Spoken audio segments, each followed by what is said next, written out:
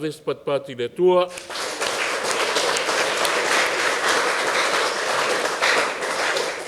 E le lei le ri. Taimi uma. Tai lava. I ri amatar tātou misa. Tō si sila mai o le ilfa aor se o tātou puleanga i Samoa. La fionga a ke popo mo sese. Tai era o fionga po mo le whaavanoi ngoro unu fōu te no whai. Tai le whaaloalo. Nā fōu tō si sila mai wai au tarvou ia. Nā tō ia leo mai whaafifia le fiafi nei. Ne tā ua lar tō awai mai. Ona le sonei. E a toa ilo torus fulmar fit tausanga taruna o PATELE. Whaftai le atua, ono nei tausanga e tele. Mori nani tolang pa yon misa os taulang whaftai le atua, awa o ia e onga TOFIGA OSITAULAGA. Ono nei tausanga e tele, wa au sia mo o iai, Steinman Muri, ona saunoa leo le afionga la ke po, ia wa nei aso. Mori fonito long pa yon misa, mo tātou au taravou, ia tering tama, mani tene te tere fatu. E ofo ina atu ala atu ola, mo le whiaua le atua, awa ua tere ngā ruenga, ia au tola iti le au whai ngā ruenga. Tātou taro le atua nia fiafi, e au mai se au whai ngā ruenga, awa lana ngā ruenga pa ia. Mori fonito long pa yon misa, ia mo nei no whanga o mātou whaonga inga. Nau whionga ti a kono, ia whaapea whoilo au ainga. Ia mai se la whionga PATELE Mikaele, o ia leo no waia tama sen ngario, sosoange ma la whionga i ti a kono ma whatua. Tātou whalonga sin taimu mo pupo, auri amatainga ri tātou, taulang pa ia o misa.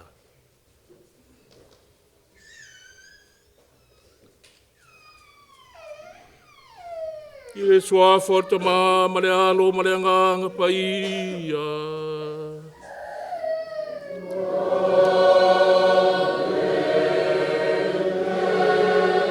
Ia fata sileri ma outo. Ia fata sio ia ma.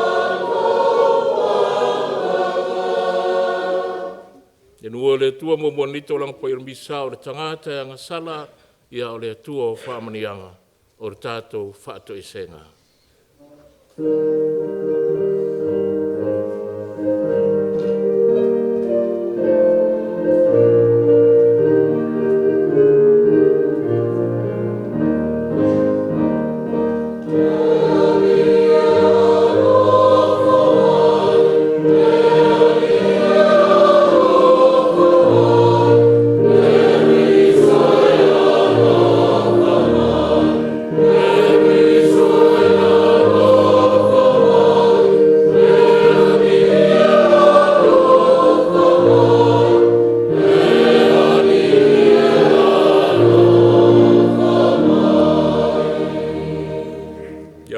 Te tātou le tua ona mana uma, whamangaro mai a tātou wanga sala. Ma tai tātou le ola e whaavavau. Ia tātou tataro. Le tua mana e marsoi fua whaavavau e, ono le ustai o Yesu lo walo, malau au onanga, wa e whaatuina ai le larolangi pongisa. E whaasauloto mātou mai le angasala, mai au mai ai mātou le whiawhia lea e tūmau, mo le ola e whaavavau. O la mātou o lenga lea natu le mātou rio Yesu Keriso lo walo, o soifu ia mapure whaatasi ma oe ma le anganga pa ia. Nei se iau le whaavavau lava.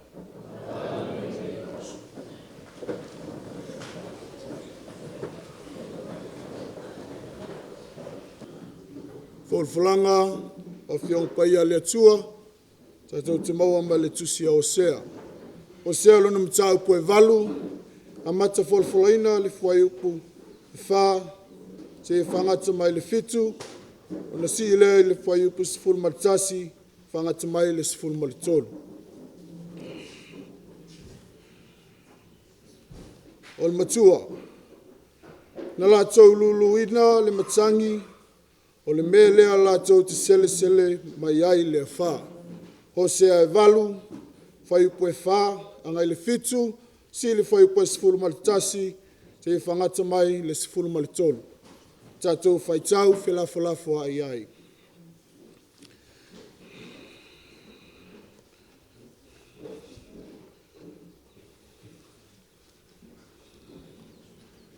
Walatou tofia tupu, aele mai atea, aele mai atea. Walatou ario, ma walatou auro, walatou whai ai tupua mo i latou. Ina ia, whau matia ai i latou. Sama.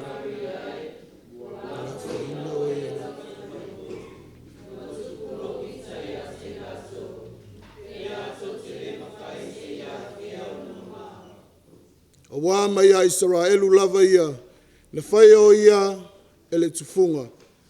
E le o le atua lava ia, o le mea lea e nutilili i nai le te mai povi o Samaria.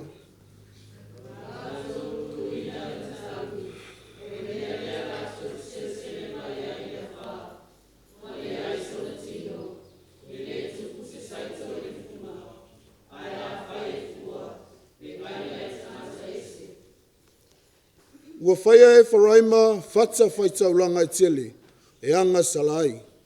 O le mea lea ua vea ai whata whaitaulanga, ma mea e anga salai o ia.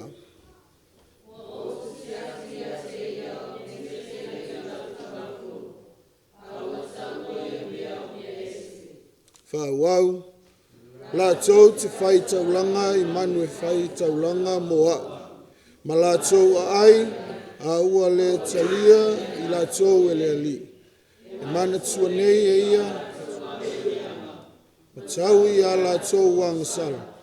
La tau te toi foi ai kupito. O le upu a le ali.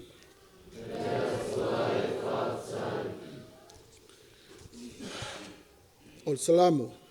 O le tali. Israelu e. Ia e whatua tua i le oli.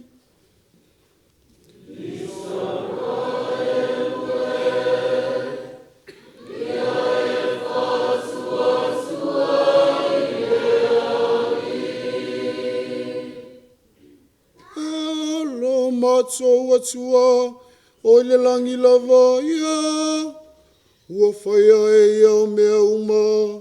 Wa ia fina ngalo i ai, o la tau tupua, o aria maura ia, o le ngalu e ngalima o tangata.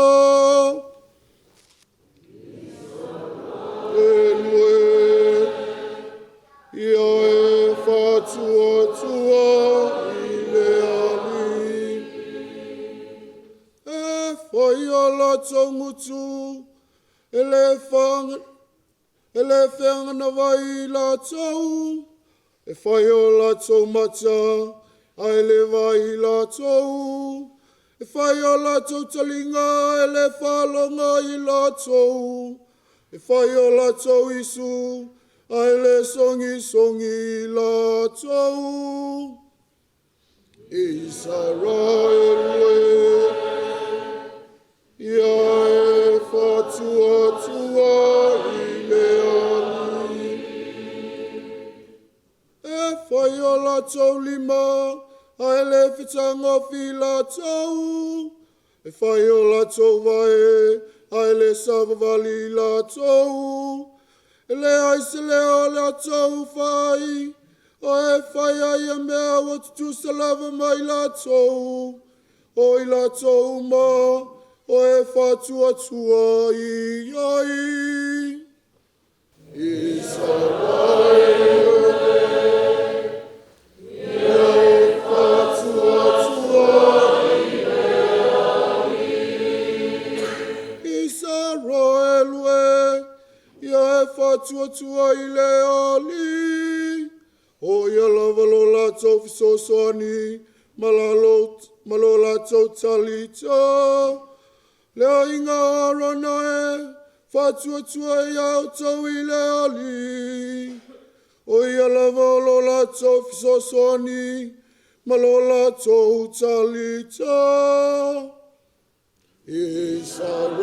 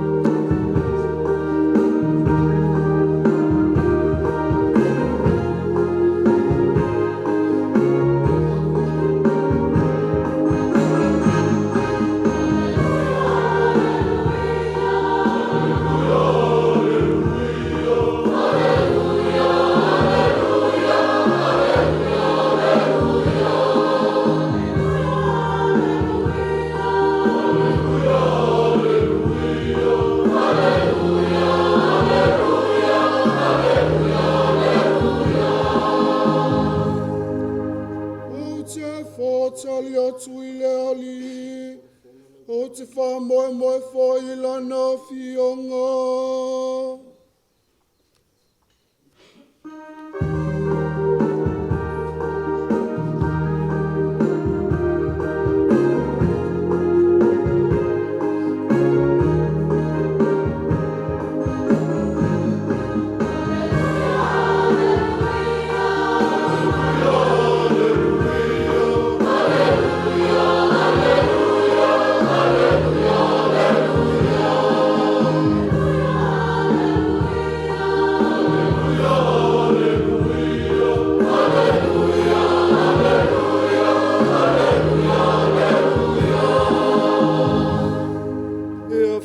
Silali mauto.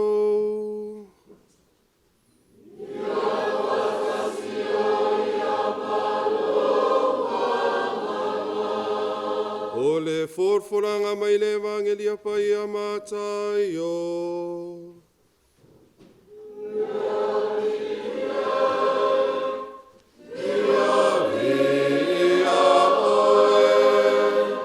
E tele saito e se seleina. A o le au whainga luenga e toa i titia.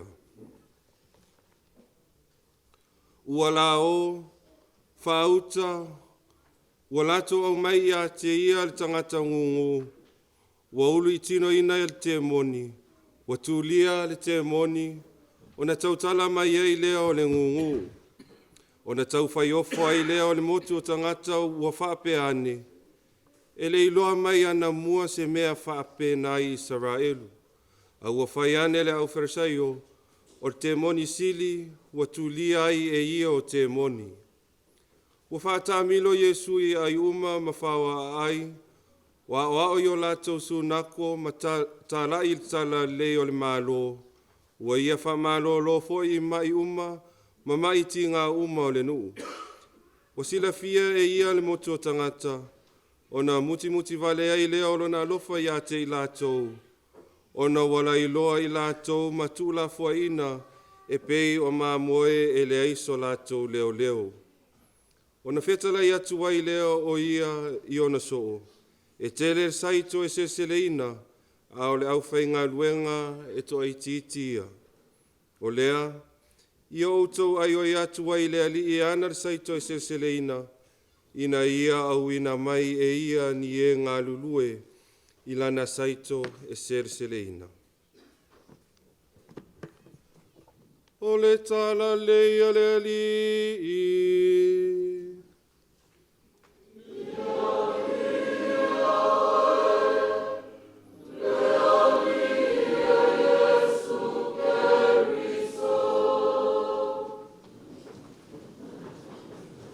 Kele i alu le ofisa nge ua ovale le kale ayo ai ngā pua aia le awa aia ngā mai a whenga ngpo.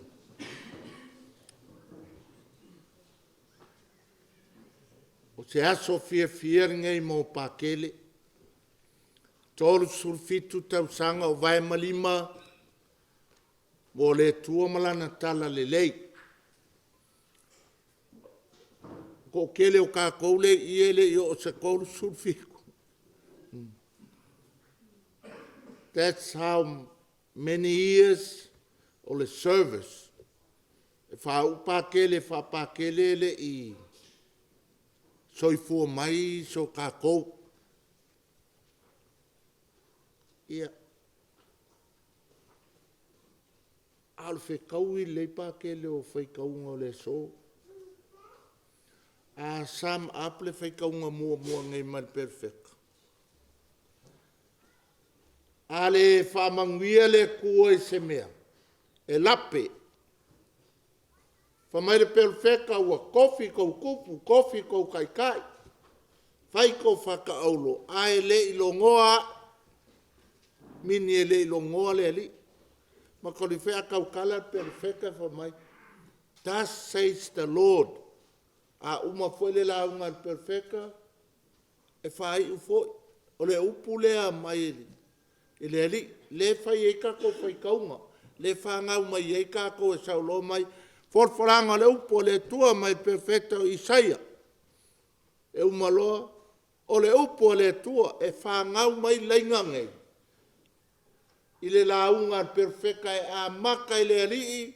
E wha uma I le alii. Ai whamaira kala perfecta le so. Ale aile whamangianga le koe se mea. Ka kou ke fiu e mimilo solo. E oki. Christchurch mar kou whainga malang. O le wha moe o tau nua la aule le meaning o le iei le kua. E le whainga o fie ka penganga o menge. You know. Whaikau aso, whaikau masinga. Au kei loa le Wa iei le whaamungianga lea kua vai le maangai or kou whainga malang. O mai muai malai ai. Poko I kukua loko mai whakas. Ai whamairi whaikau ngange. O aka ko me whai ai le li o mea kopi mea ngā perkala whawhawhinga makongo. E mea kopi ako mea. O au i au karikongo. O ke lau whako e perfect ko malanga iaianga I au whaalonga ka. Male e whapea ngā uma mea uma. But the fact you managed to unite, to group together, o mai le whaikau ngā perfecta a le iai le kuar ko whainga malanga. Karulanga a whaikau loko moe ngā thank God, we're here. Ai le moe ngā ngai. Ai le ngā le wheu kia al mako whaalifka a mūla mai kore oki o mea aile ai ngei a wheu kia mai le li whaafkai o leu ai lo le whaasumaria ingu kur wheu or ka mu.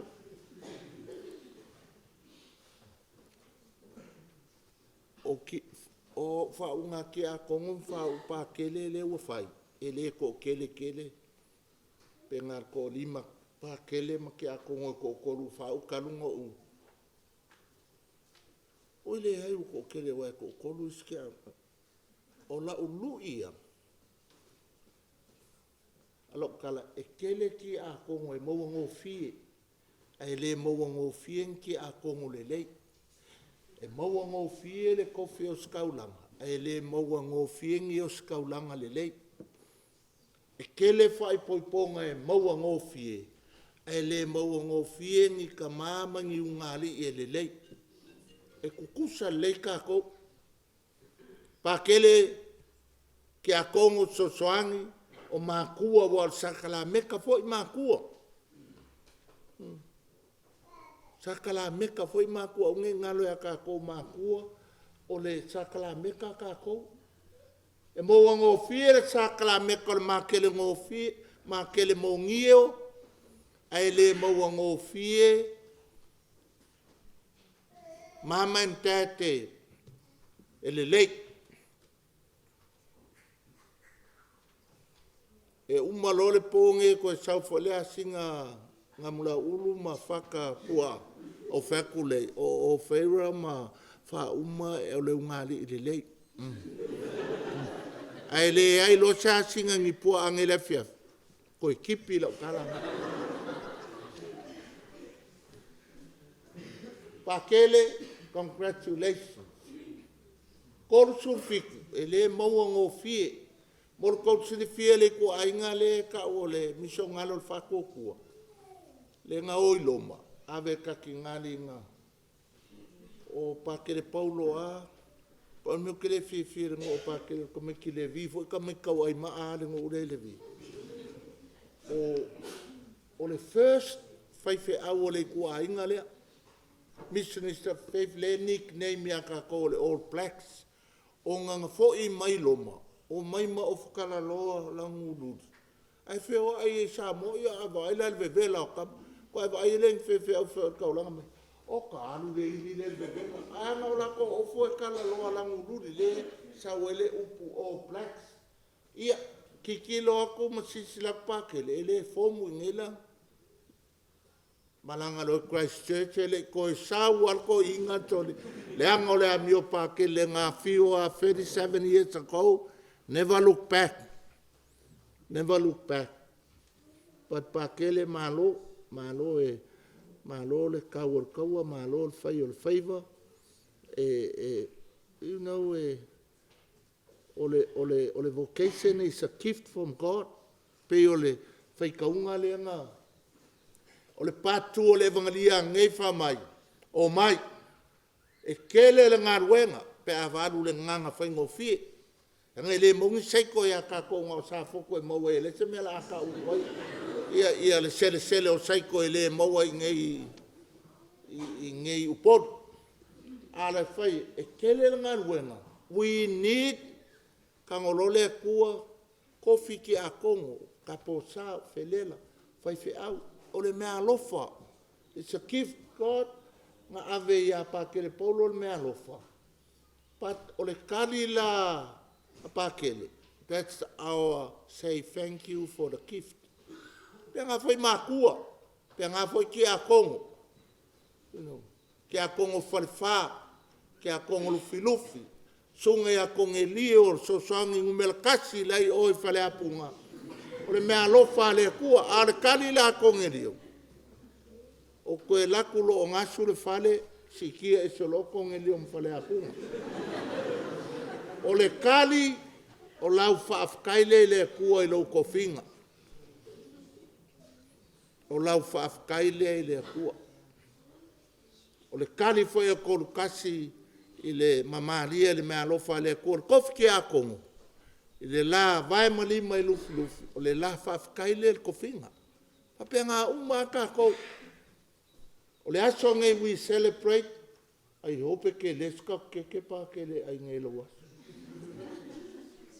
We say, thank you God for the gift of Pakele. Lucky for Christchurch. Uma Pakele Paulo. Ia maua mai sika mai ki o la au kalavou e sawe Pakele alo e sui Paulo e Christchurch. Ia maua mai lufi. Ia maua mai falfa. Maua mai fale akunga. Whamai e sul patu. Boi valela o kusio. Ai au kaulei o e Christchurch. La koe avako was Pakele ala mele. O sawai o ke langi o fiu e fale au kalvo. Piki au kalvo. Se laulus fu. Fiu e fakulo. Ke fia Pakele? No. My mom said I become a lawyer. E leanga i o mākua sa mui o ke langi. In fact, you think Dad said, become a doctor. Wait a minute, overstay ai oi o ke langi au fia tau. O mai, vai le manga ia, le sanga celebrate le mea lofa le kua korsu fika sanga. Ko e kolua fast food. O le koa kolu kaspa ke le ai ma baby priest. But o le manga ia le patu e, kele ngā luenga o le lui le evangelia. Ai mo mia le au whai ngā luenga. O le evangelia ngā le so. Mo mia, whamai Yesu ki kilo aku Yesu. Fiu e kau whaisi ki anga o whaiwhi au. Did you know le whapea o e kele o kakpa kele. Anga ua ngofo koru kasi ma la pati lui matailinga. Whai makamaka ngā luenga kasi a. Ua ova maka ngā luenga. Ia lea e o whalea ia whale apunga malufi. Ka ua uma whapaia le malu o mau kau pākele. La foi whamai a mai lola se mako pākele e piko pou. Ia e ka kele lo ele whapeka ke laku I kai hardware a liki whaakau mengi pākele na. A wakula ia o. You know. E o le kofinga. Ia ka ko loko pulanga. Ia maua in ka po sai le au karavoua. Al wharekod. Whalwha le apunga al filuf. Ka maiki umai I kuukou o kenge umai o kofinga. Se lungan ka maiki ele sanga o kenge.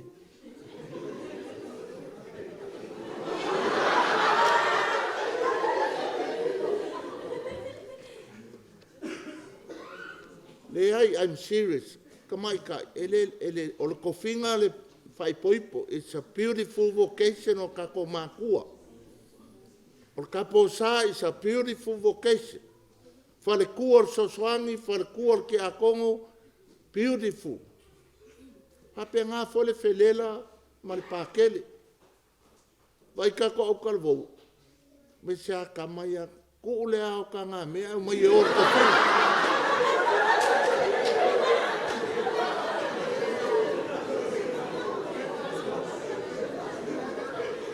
Vai. Lenga whai lau kala ele ia Christchurch. Alanga o kalikongu lai ele whaamangianga le kua. Wow, menge. Ele whai ngō fia ka penganga o whai ngā malanga. Le lako malanga sa mai Christchurch I Samoa. O kali whai ka. But o le uku. Meaning, the grace of God le o malawanga le. You know, le kei eventuate. You know, o le whaamoe moe o kaungu, o le la aure soifua, ai fo I le vi inga le kua. Korsul fiku kausanga o kai luma le maka le vai e pākele le whaakukua. O le ie le whaamangianga le kua, e le kupu. Ola in kako pākele, wo oko e pā u. Nga kako whaile ie whaikau ngā polwheka. Ale ai le whaamangianga le kua e lape. E le se kala mo se kala whaikaunga mo mua. So looking back, they are here, the lady and men in blue. Well, o mai o ke langi o mai a crusader ngap. The fact is, God is with them. Pe ngā whai pākele. O le si mea le whapea uang o ele kenga o whaka. O leo ke wako I ka maki whalwha ngā wala uria ngā whale apunga ma lufi lufi. But o koe ngofo ma whau. God is for ele au karvou.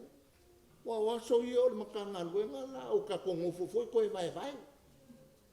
You know, o le maangai ala le o mai ka kupulang karvou e.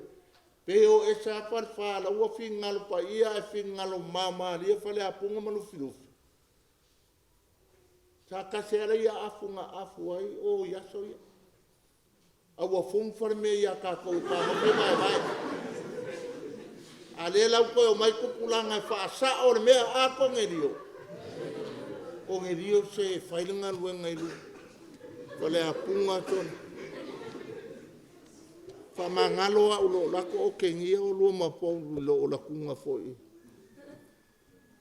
Ia koe mai au kalang whai aku le aso ngana. Aua pawa mai le mea. O lo wika foi lo nguku maleaf. O lako ele whelok so lako ale le restroom ale so soam. O ke la pae kua kanga me I a kua I ora.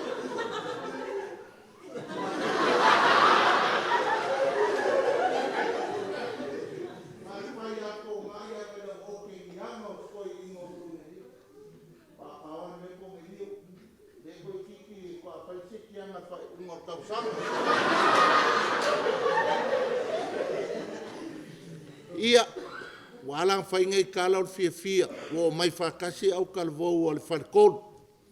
Sa iai e la asu. O kale maangai ia kuia ua, pe ua vave koli le ngiu ma vai lua ma kangalua. A leu koe o mai kupulang kalabo e whaasao. Koe le lei kako kofi e iai wharwhama. Pea ngala kuloko kaspa iai olo lei male mea a. Vai a Maria ko lengi au a Lucy a Maria kalanga. Ia koe li liu le vai o singa le la kako o esi. A uma momoli le ngai kaulanga pa ia o sia le fionga a pakele just to commemorate le 37 years. Ai a kako loe fo o ko finga mo kako uma o a or kinga o a or kama o a or ki a kongo o a or farku or ki a kongo.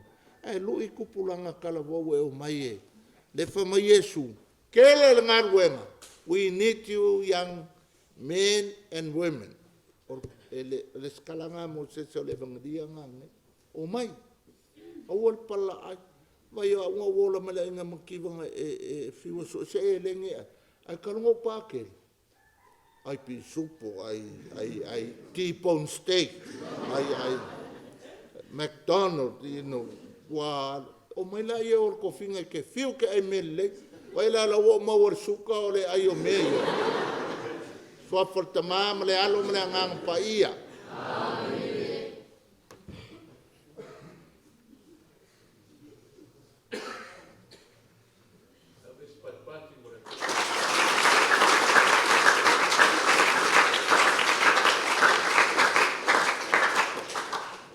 Taina o fionga mo le launga matango fie. E lu ia ia longa whanau o le pole anga Samoa. Ia mare mato whainga malanga po. Paure me ia uru i o tau whingalo. Aua ni pauru ngore papa. A ia pauru ngore sere ere le lei. Tono o tau roto. E tātou tūtulai mai. Mua tātou tausanga lau tere. Tātou tari whatas. Lea ri ie wha whonga mai. Tātou tarosia le te mapa ia mono usua e pikupo whape foi le tu aing sa e mesi o lato uma au auna matau tua i le tua e ala i le ekalesia ina ia maua pea whaosianga le nganga ina ia whape nā foi ona mau inate i pela tau le ngata i le ola wha le nganga ia e mesi foi o le tino o la tātou o lenga lea i le li Tātou talo foi le nei aso ua whaapitoa foi mo le atoanga le tosu fitu tausanga o le au auna ma le tautua whaawau o le fionga ia PATELE Paulo FILOIALII i ia ni whaafteia le tua ono lana au unanga ma le tautua o le foua ua ilo mafua i le ekalesia o la tātou o lenga lea i le ali Tātou talo foi mo tupulanga talavou ai meise i tupulang talavou a whangpopoto i le nei aso. Ina ua whola le upo le li, lui tauina ai, lau tau wola au auna ma le ola tautua, ina i whapena ana ofo ina antu lau tau soifua, e tautua ai le ekalesia, e ala i tofinga. O la tātou talo lea i le li. Tātou talo sia i lato umalava whata autoria i whale mai, ma inga ono ngase ngase, iai pēr wha malolonga o la alo tātou oli, lango maluina o lātou tonga tinga, e ala ia Yesu ke riso malana wha malolonga. O la tātou talo lea i lea li. Tātou talo sia foi lātou umalava o maliliu le nei aso, hai mesi foi o nganga uma i lea. Ule kātou lio, le anga le leo le tātou oli ia alofongia ma ia mapu atu nganga uma i le langi manuia ma le ola e wha vau. O la tātou toi o lenga lea i lea li. Sin tempo po te wharolongo ai, ma wātua mana onga i lumo le tua.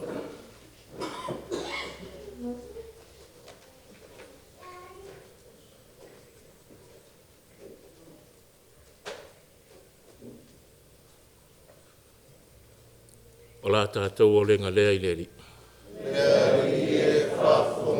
Le tua tāstul pa ialo mātou tamā, o mātou ta taro nau tū ngātu i o au. E inis taro wa ngalo i ai mātou, si sira rau fio e manuia i mātou tei tō tasi.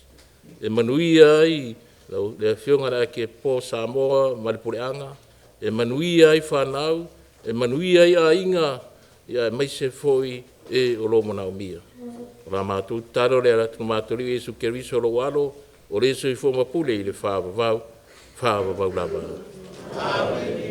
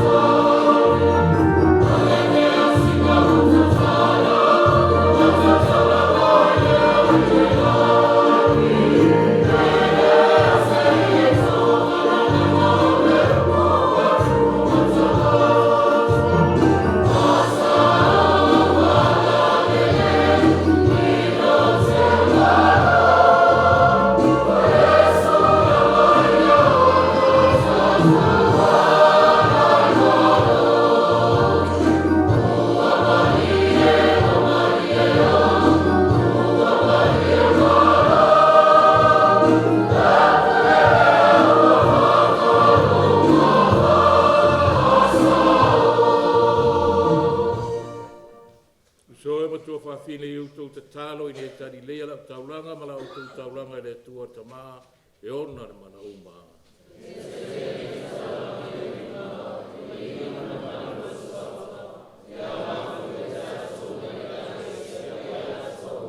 Le rie ia vere nei mbolinga i le mamalu o lo walofa muti wana. Ia whao ngā foi mo i mātou, pa ie whao pa ie. O la mātou o lenga lea, ara tu ia keriso lo tātou ori. Amen. Ia whata si le rima o tau. Ia whata si le rima o tau. Ina asia ia o tau loto.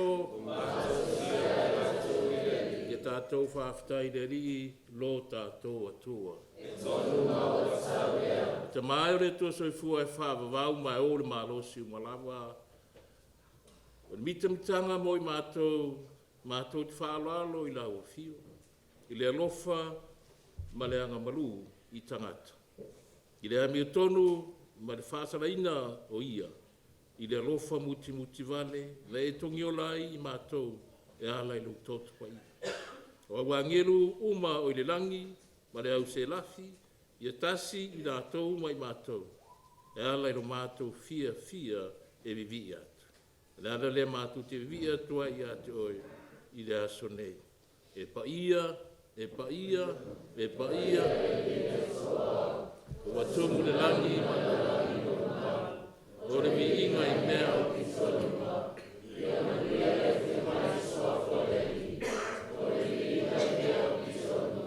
Le rie we matua pa ia lava o la wafionga foi tu puanga pa ia o malava. Ia una mai lua ngang pa ia. Ia i li mea rofu. Ina ia vea lea mo mātou o le tino, ma le toto o le mātou o rii o Yesu Keriso. Le tui nātu i le oti o se oti na ia te lia i lona na wamarie. Na tango i o i le areto. Wa vātu i a te ele vi inga ma le whaafitai. Tofi i le areto, ma vātu lo na usoo ma le whaapea. I nā whitango fia i ai o tō uma, ma ai uma ia o lo tino le nei e foi na atu mo o tō.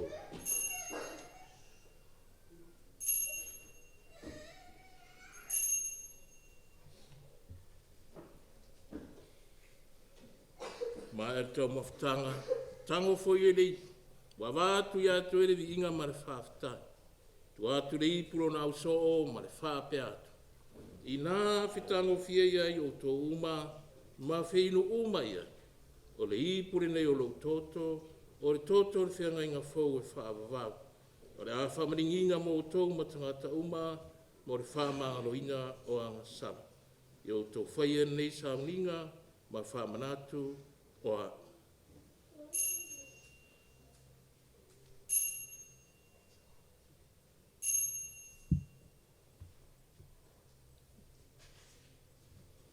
O le misteri o le whātua tua.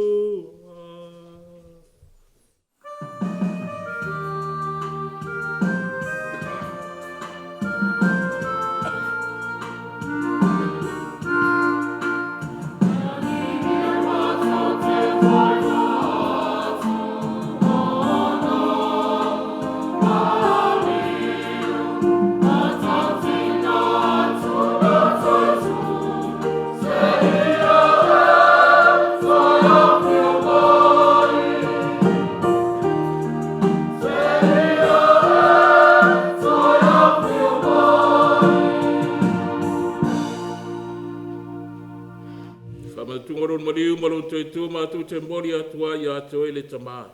Le ne are to le ola, ma le ne ipo le wha o le tau. So sani mai ai matu, mai nei matu ola, matu manatua le tino maritoto keriso. Le ia whatastasia ai matu le maftanga e tasi e le ngā paia.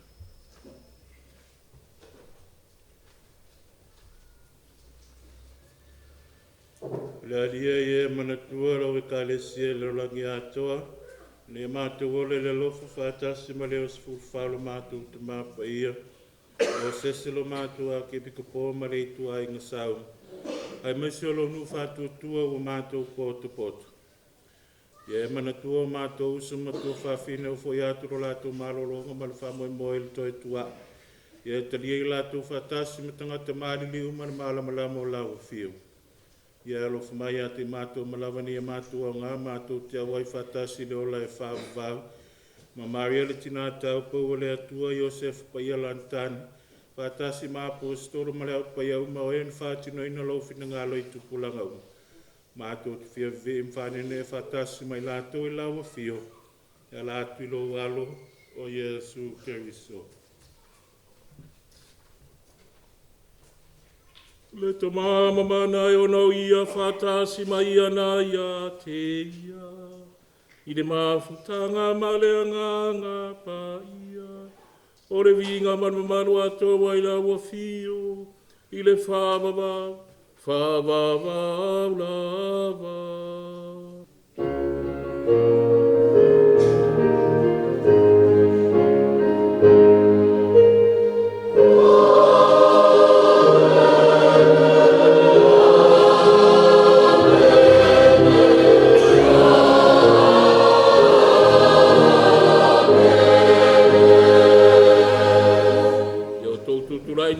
Fatasi, tātou taro fatasi le tatalo alo tātou ari. Lo mātou tamai o rangi, ia pa ia lo whawha, lo mai lo malo, ia whai alo whika.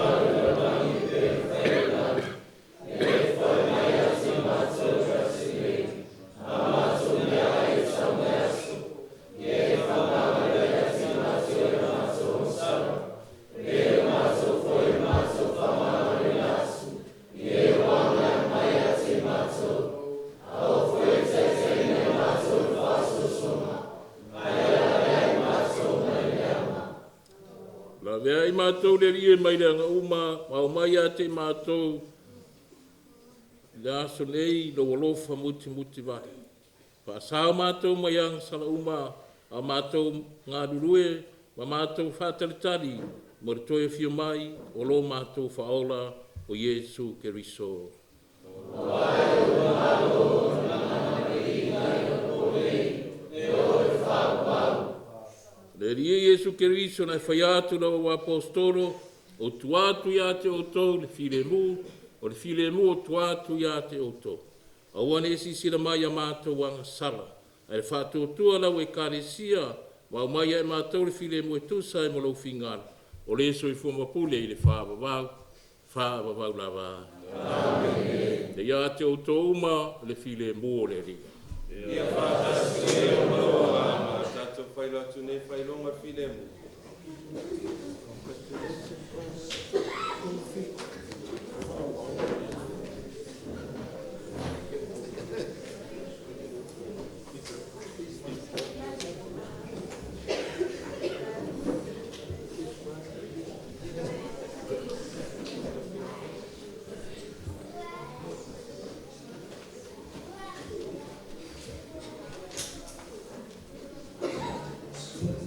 Mai mamoe.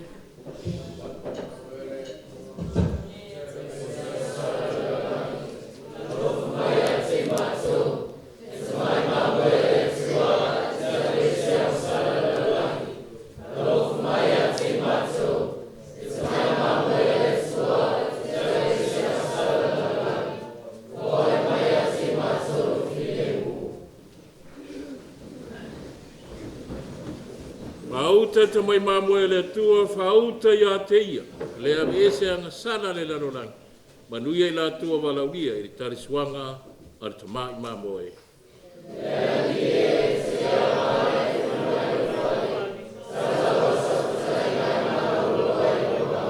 Ia vertina maritot keriso mo tātua wala i le ola e whaavavau. Amen.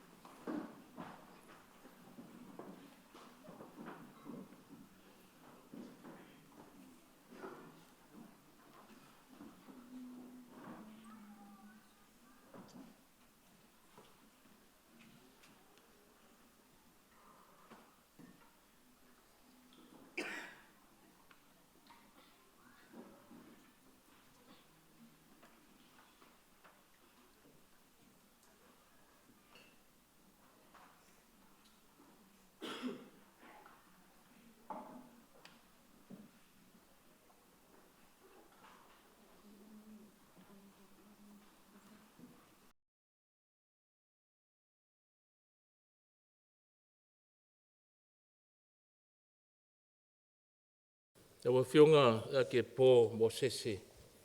Fai mai sau fa manianga fa ek po mo. Ona fai no tato talo.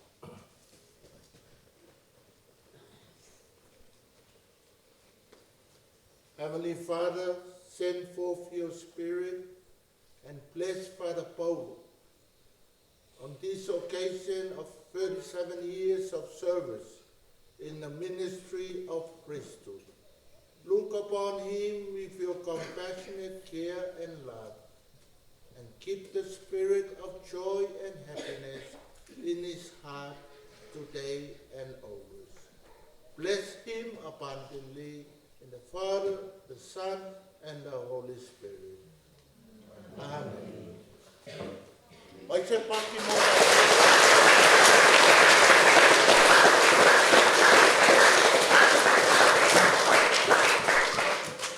Mori la wawhionga le kopo I mato me alofanga mai monike. O le ata leo mai moa au. Ia mo meo skapeladio, ia ve mo le au malanga. Mana I fui pa e whapa I aina e mato me alofa. O te whaia tarasanga muli. Ona tua tulore whai whamanianga whaai po a sio tātou tamai sa mo nei. Ai tutura e me mo tātou taro whai.